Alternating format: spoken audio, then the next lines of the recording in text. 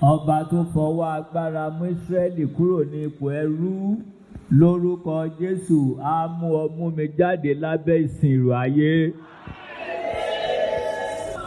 Á sọ wá dọba. Mo lá sọ wá dọba. Ẹni tán bá fi adé ọba dé ó di àpésìn, lórúkọ Jésù ayé máa pèsìn ọ ni.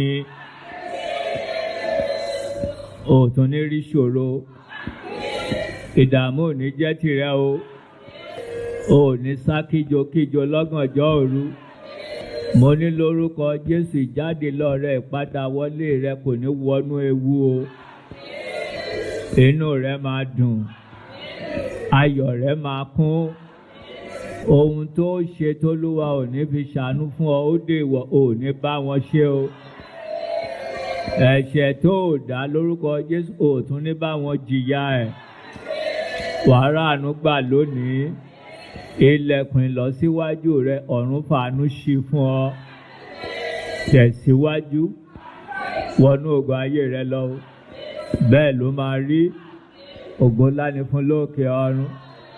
Jésù Olúwa wa.